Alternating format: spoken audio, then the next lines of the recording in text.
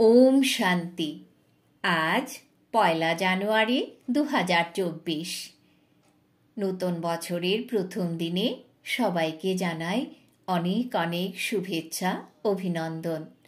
আজকের প্রাতঃমুরলি বাবা আজ বলেছেন, মিষ্টি বাচ্চারা, তোমরা হলে রাজ ঋষি। তোমাদের রাজত্ব প্রাপ্ত করার জন্য পুরুষার্থ করতে হবে, সাথে সাথে দৈবী গুণও অবশ্যই ধারণ করতে হবে। আজকের প্রশ্ন, উত্তম পুরুষ হওয়ার পুরুষার্থ কি? কোন বিষয়ে অত্যন্ত অ্যাটেনশন চাই? উত্তর, উত্তম পুরুষ হতে হলে তো পড়াশোনার প্রতি কখনো রুষ্ট হওয়া উচিত নয়। পড়াশোনার সঙ্গে লড়াই ঝগড়ার কোনো সম্পর্ক নেই। পড়বে, লিখবে, হবে নবাব। সেই জন্য সদা নিজের উন্নতির খেয়াল যেন থাকে। চাল চলনের উপর অত্যন্ত অ্যাটেনশন চাই।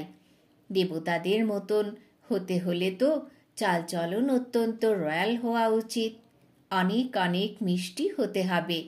মুখ থেকে এমন কথা যেন বেরোয় যা সকলের মিষ্টি লাগে, কারুর যেন দুঃখ না হয়। ওম শান্তি। মিষ্টি মিষ্টি রুহানি বাচ্চাদেরকে বাবা বসে বোঝান আর জিজ্ঞাসা করেন যে, তোমাদের বুদ্ধির ঠিকানা কোথায়? মানুষের বুদ্ধি তো এদিকে ওদিকে বিচরণ করতে থাকে, কখনো কোথাও কখনো কোথাও। বাবা বোঝান, তোমাদের বুদ্ধির এদিকে ওদিকে বিচরণ করা বন্ধ। বুদ্ধিকে এক জায়গায় স্থির করো। অসীম জগতের বাবাকেই স্মরণ করো।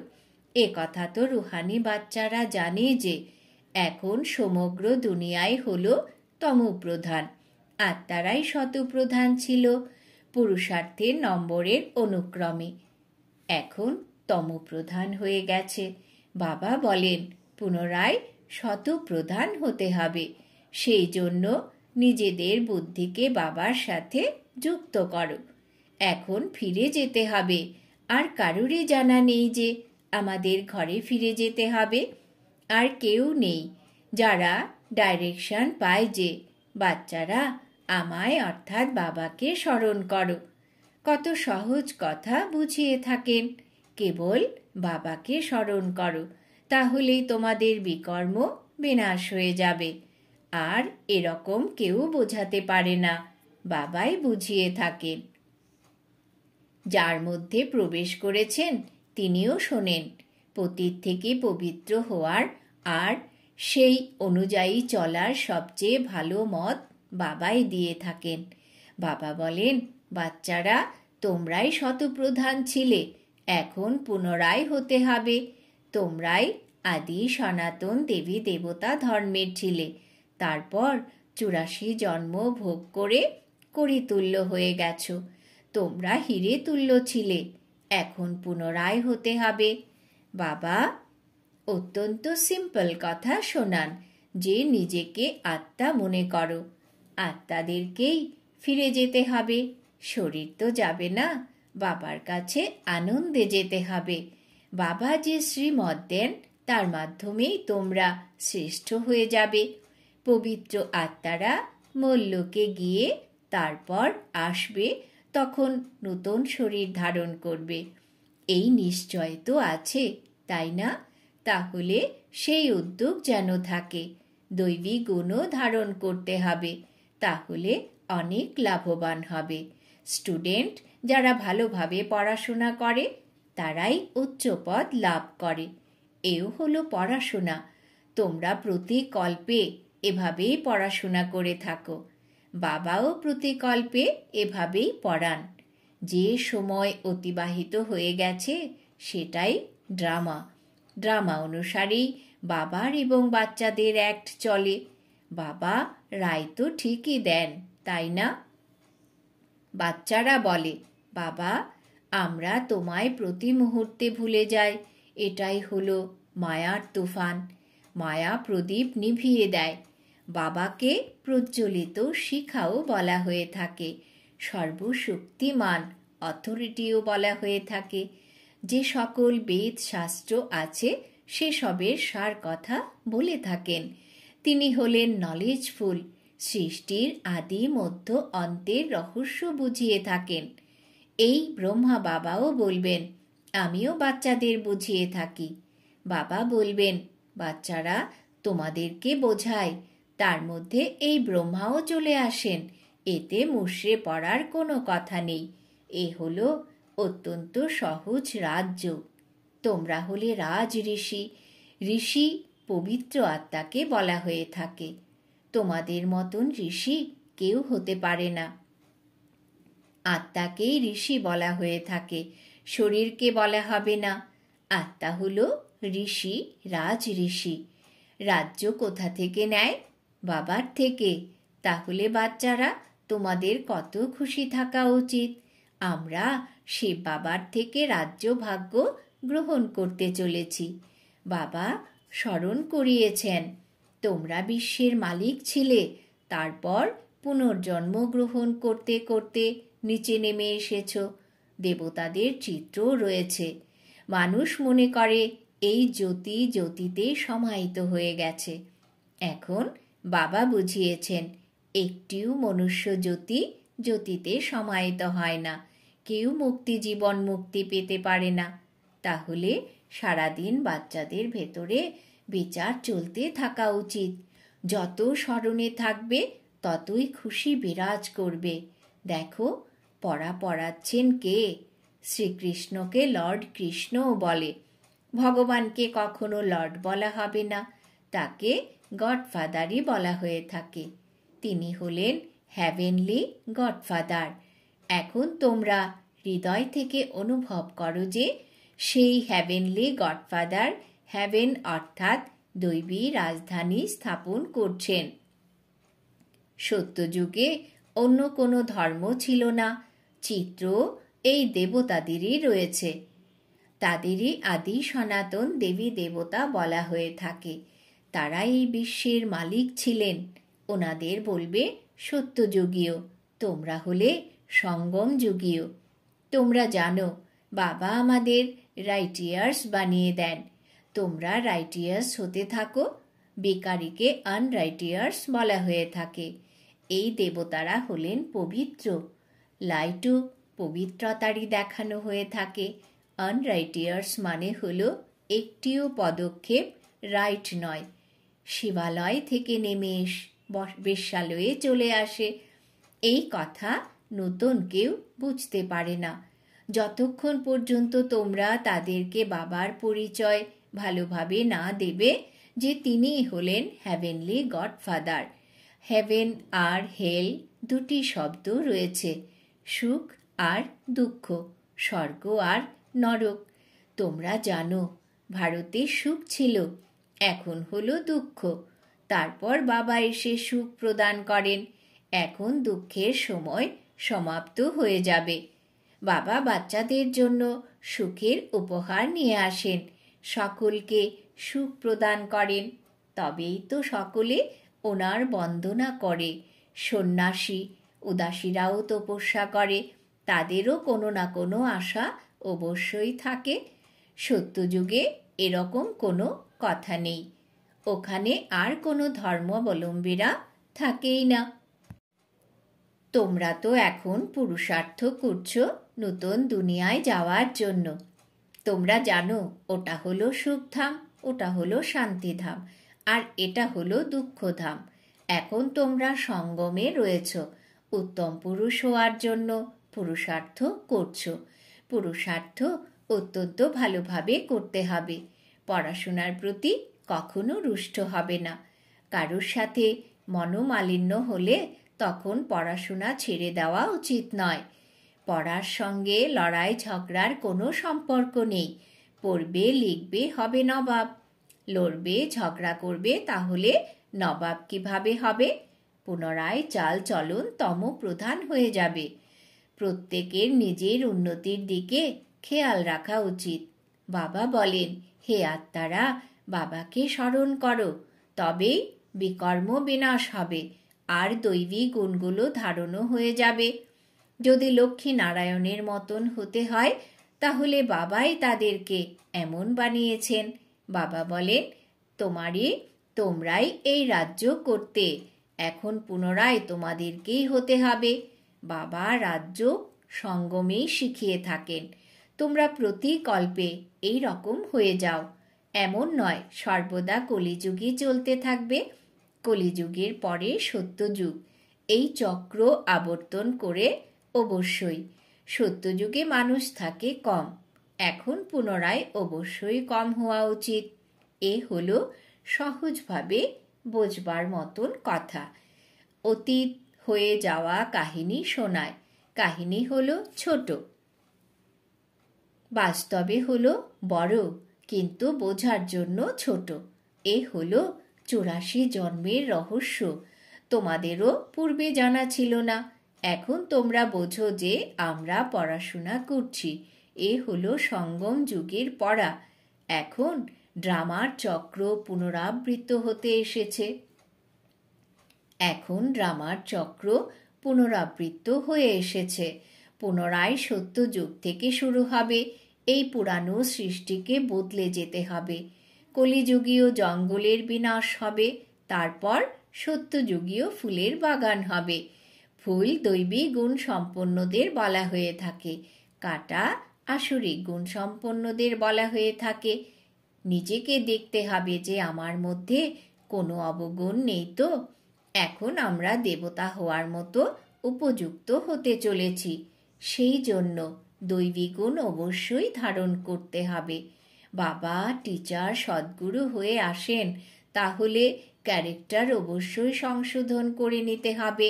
মানুষ বলে সকলের ক্যারেক্টার খারাপ, কিন্তু ভালো ক্যারেক্টার কাকে বলা হয় তাও জানে না। তোমরা বোঝাতে পারো যে এই দেবতাদের ক্যারেক্টার ভালো ছিল, তাই না? এনারা কখনো কাউকে দুঃখ দিতেন না।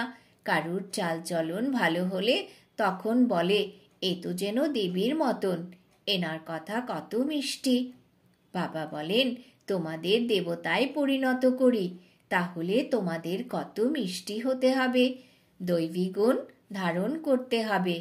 যে যেমন সে তেমনই তৈরি করবে। তোমাদের সকলকে টিচার হতে হবে। টিচারের সন্তান টিচার। তোমরা হলে পাণ্ডব সেনা, তাই না? পাণ্ডাদের কাজ হলো সকলকে রাস্তা বলে দেওয়া। দৈবী গুণ ধারণ করতে হবে। গৃহস্থ জীবনেও থাকতে হবে, ঘরেও সার্ভিস করতে পারো। যেই আসবে শিক্ষা দিতে থাকবে। এমন অনেকেই আছে যারা নিজের কাছে গীতা পাঠশালা খুলে অনেকের সার্ভিস করতে থাকে। এমন নয় যে এখানে এসে বসতে হবে। কন্যাদের জন্য তো অতি সহজ, 2 মাস ধরে চক্কর লাগিয়ে তারপর চলে যায় ঘরে। ঘরের থেকে সন্ন্যাস নিতে হবে না। তোমাদের ঘর থেকে ডাক আসে, তখন যাও, তোমাদের বারণ নেই। এতে কোনো লোকসানের কথা নেই, আরোই উৎসাহ আসবে। আমরাও এখন তীক্ষ্ণ হয়ে গেছি। ঘরের মানুষজনকেও নিজের মতন বানিয়ে সাথে করে নিয়ে যাব। এমন অনেকেই আছে যারা ঘরে থেকেও সার্ভিস করে, তখন তীক্ষ্ণ হয়ে যায়। বাবা মুখ্য কথা বুঝিয়ে থাকেন যে নিজেকে আত্মা মনে করো আর আমায় অর্থাৎ বাবাকে স্মরণ করো। নিজের উন্নতি করতে হবে। ঘরে বসবাসকারীর এখানে বসবাসকারীর থেকেও ভালো উন্নতি হতে পারে। তোমাদের কখনো বারণ করা হয় না যে ঘরে যেও না। তাদেরও কল্যাণ করতে হবে। যাদের কল্যাণ করার অভ্যাস হয়ে যায় তারা থাকতে পারে না। জ্ঞান আর যোগ সম্পূর্ণ হয়ে থাকলে তখন কেউ বেইজ্জত করতে পারে না। যোগযুক্ত না হলে তখন মায়াও চড় মারে।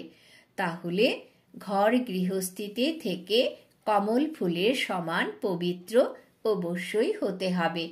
বাবা তো ফ্রিডম দেন, অবশ্যই ঘরেও থাকো।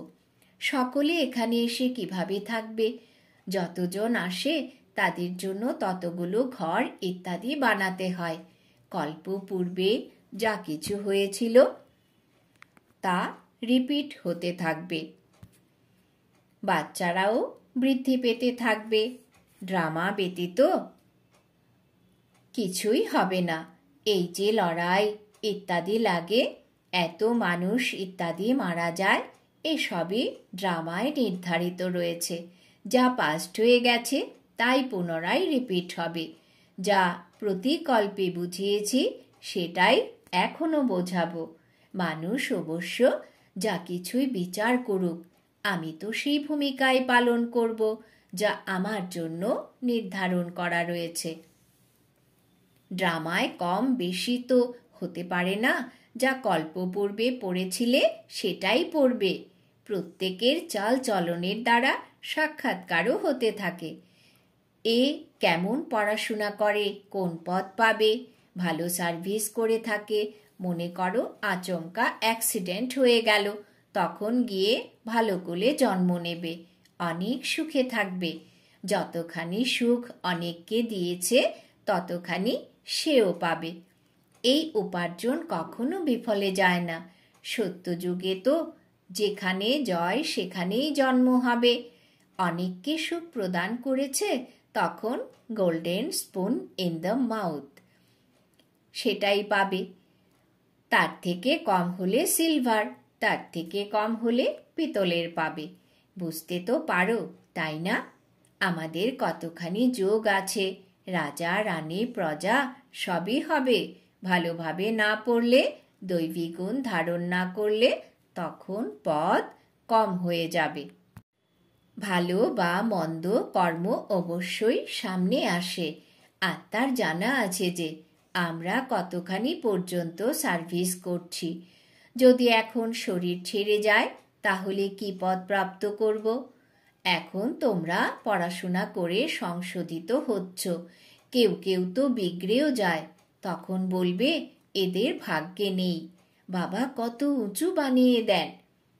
সাঁইয়ের ঘর থেকে কেউ যেন খালি না যায়। এখন সাঁই তোমাদের সম্মুখে রয়েছেন। কাউকে তোমরা যদি 2 অক্ষরও শোনাও, সেও প্রজায় অবশ্যই আসবে। দেবী দেবতা ধর্মাবলম্বীরা এখনো পর্যন্ত আসতে থাকে, কিন্তু এখন পতিত হয়ে যাওয়ার কারণে নিজেদেরকে হিন্দু বলে।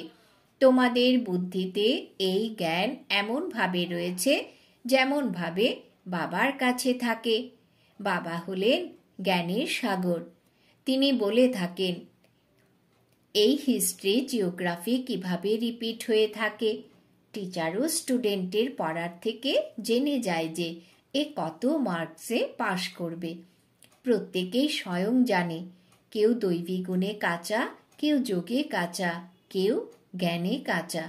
কাঁচা হলে অনুত্তীর্ণ হয়ে যাবে। এমনও নয় যে আজ কাঁচা কাল পাকা হতে পারে না, গ্যালপ করতে থাকবে। নিজেও অনুভব করে যে আমরা যেখানে সেখানে থেকে ফেল করে আসি। অমুকে আমার থেকে তীক্ষ্ণ, শিখে হুঁশিয়ারও হতে পারে। যদি দেহ অভিমান থাকে তাহলে আর কি শিখতে পারবে? আমি হলাম আত্মা, এ তো একদম পাক্কা করে দাও। বাবা স্মৃতি প্রদান করেছেন।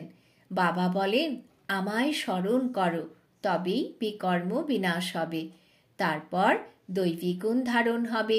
নিজের নারী দেখতে হবে যে আমি কতখানি উপযুক্ত হয়েছি। তোমরা এখন সৃষ্টির আদি মধ্য অন্তের জ্ঞান গ্রহণ করছো। এই রাজযুগের নলেজ বাবা ব্যতীত কেউ শেখাতে পারে না। বাচ্চারা শিখতে থাকে। বাচ্চারা জিজ্ঞাসা করে আমাদের কুলের ব্রাহ্মণ কতজন? তা পুরোপুরি জানবে কিভাবে? আসতে যেতে থাকে। এখন নতুন নতুনও বেরোতে থাকে। আচ্ছা, মিষ্টি মিষ্টি হারানিধি বাচ্চাদের প্রতি মাতা পিতা বাপ দাদার স্মরণের স্নেহসুমন আর সুপ্রভাত। আত্মাদের পিতা তার আত্মারূপী বাচ্চাদেরকে জানাচ্ছেন নমস্কার।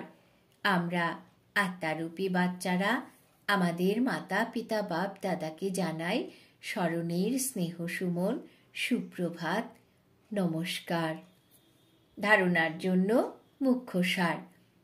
1 নম্বর, নিজের দৈবী ক্যারেক্টার গঠন করতে হবে। দৈবী গুণ ধারণ করে নিজের এবং সকলের কল্যাণ করতে হবে। সকলকে সুখ প্রদান করতে হবে। 2 নম্বর, শতপ্রধান হওয়ার জন্য বুদ্ধি অদ্বিতীয় বাবার সাথে যুক্ত করতে হবে। বুদ্ধিকে এদিকে ওদিকে বিচরণ করতে দেওয়া উচিত নয়। বাবার মতন টিচার হয়ে সকলকে সঠিক পথ বলে দিতে হবে। বরদান। বাবা আজ বরদান দিয়েছেন, চলতে ফিরতে নিজের দ্বারা অষ্ট শক্তিগুলির অনুভবকারী ফরিস্তা রূপ ভব। চলতে ফিরতে নিজের দ্বারা অষ্ট শক্তিগুলির অনুভবকারী ফরিস্তা রূপ ভব। ব্যাখ্যা: কোনো ডায়মন্ড যদি অত্যন্ত মূল্যবান, দাগহীন হয়, তাকে লাইটের সামনে রাখো, তাহলে বিভিন্ন রং দেখা যায়। সেই রকমই যখন তোমরা ফরিস্তার রূপ ধারণ করবে, তখন তোমাদের দ্বারা চলতে ফিরতে অষ্টশক্তির কিরণের অনুভূতি হবে। কারুর তোমাদের থেকে সহন শক্তির ফিলিং আসবে, কারুর নির্ণয় করার শক্তির ফিলিং আসবে, কারুর কোনো শক্তির ফিলিং আসবে। স্লোগান: প্রত্যক্ষ প্রমাণ সেই যার প্রতিটি কর্ম সকলকে প্রেরণা দেবে। প্রত্যক্ষ প্রমাণ সেই যার প্রতিটি কর্ম সকলকে প্রেরণা দেবে। আজকের সমান আমি ফরিস্তা রূপ আত্মা। জানুয়ারি 2024 অব্যক্ত মাসের জন্য বিশেষ পুরুষার্থের জন্য পয়েন্টস। এই জানুয়ারি মাসে বিশেষ সাইলেন্সের অনুভূতি করা তথা ব্রহ্মা বাবার সমান ডবল লাইট ফরিস্তা হওয়ার জন্য পুরুষার্থের পয়েন্টস মুরলির নিচে লিখে দেওয়া হচ্ছে। এই পয়েন্টস অনুযায়ী মাসের পত্র পুষ্পতেও থাকবে। এই পয়েন্টস জানুয়ারি মাসের পত্র পুষ্পতেও থাকবে। কৃপা করে সকল ব্রহ্মা বৎসেরা সেই অনুসারে অ্যাটেনশন রেখে রোজ একান্তে বসে কমপক্ষে 10 মিনিট অব্যক্ত সাইলেন্সের অনুভব অবশ্যই করুন, তথা সারা দিনেই ডবল লাইট ফরিস্তা স্থিতিতে থেকে নিজের শ্রেষ্ঠ সংকল্পের দ্বারা ইশারার সাহায্যে কাজকর্ম করে নিজেদের সেবাস্থানকে সূক্ষ্ম লোকরূপে তৈরি করুন। মাঝে মাঝে পরস্পর মিলে এই পয়েন্টসের ওপর গভীরভাবে মনন চিন্তন করে অনুভবের লেনদেনও করুন।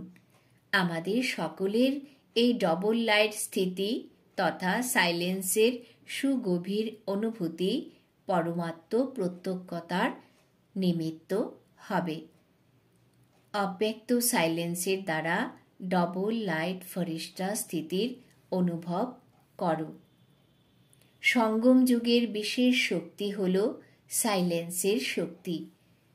সাইলেন্সে থাকলে ডবল লাইট ফরিস্তা স্থিতি সহজেই হয়ে যায়। এই স্থিতিতে কোনো কার্যের বোঝা থাকে না। এর জন্য কাজ করতে করতে মাঝে মাঝে নিরাকারী এবং ফরিস্তা স্বরূপে ড্রিল করতে থাকো। যেমন ব্রহ্মা বাবাকে সাকার রূপে দেখছ, সদা ডবল লাইট ছিলেন। সাইলেন্সের স্থিতির দ্বারা সেকেন্ডে বাচ্চাদের নজরের মাধ্যমে সম্পন্ন করেছেন। এরকমভাবে ফলো ফাদার করো, তবে সহজেই বাবার সমান হয়ে যাবে। ওম শান্তি।